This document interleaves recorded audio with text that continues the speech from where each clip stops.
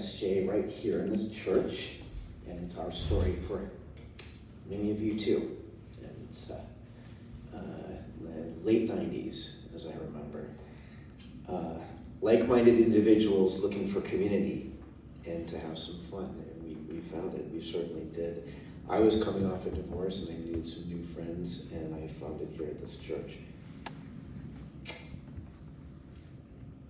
Sorry, I thought I was gonna leave the tears at the keyboard as I was typing this out, but it's nothing like a good memorial service to kind of face our own stuff and our own mortalities, right? And certainly a catharsis. So, well, I digress.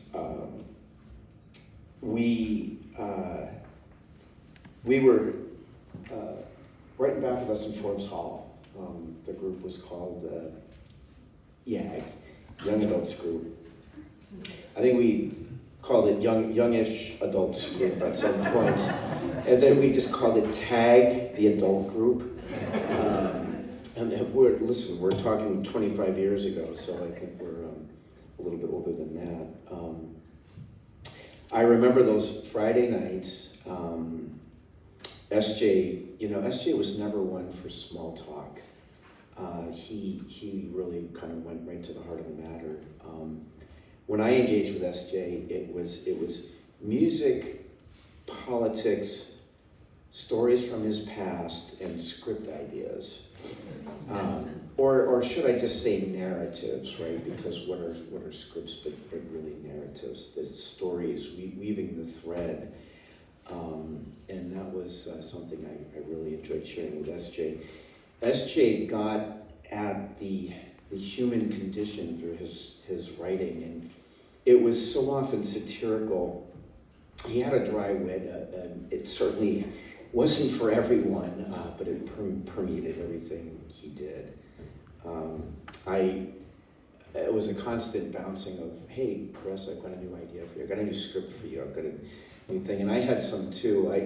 One that I had that no one else got, but SJ kind of warmed up to. It was really his kind of thing. It was a half-hour sitcom, family sitcom called But First Kofi. So it's starring Kofi Annan, the former Secretary General of the UN. He was a dad. It's sort of like Family Guy meets World Affairs. And we kind of riffed on developing that one, and it never got off the ground, as I could say. But our group really took off this YAG or TAG. It was beyond the walls of Forbes, and SJ was the center of it all, and certainly planning it all too. It was camping, music festivals, beach outings, picnics, dinners. Big Sur, Plaskett Creek was certainly one of our favorite spots. Dead shows, Dead tribute band shows, camping at Leo Carrillo, McCabe's Guitar Shop, DeVenneville, Channel Islands, San Francisco, volleyball. We played volleyball on the beach in Santa Monica. SJ, to this day, I don't think he knew how to really not do anything illegal. He was always like this with the SJ like this. That's fine.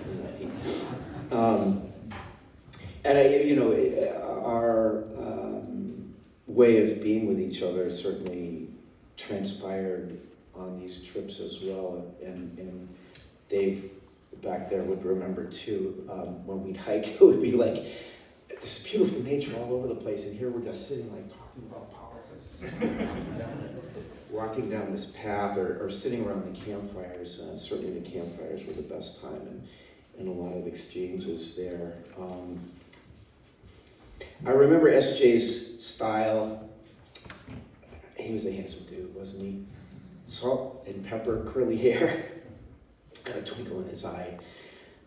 No one could rock the round sunglasses and sleeveless black t-shirt better than SJ, for sure.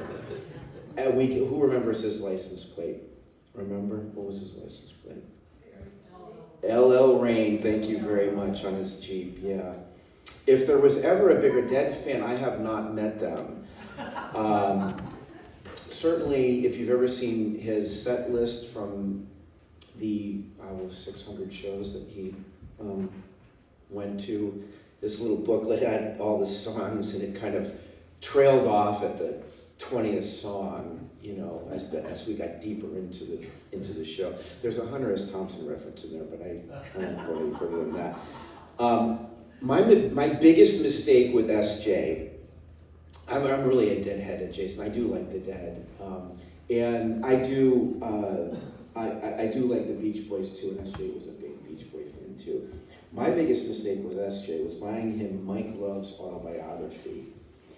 I bought him Mike Love's autobiography, and I presented it to SJ. And I don't know if the only expression I can really do the impression of SJ would be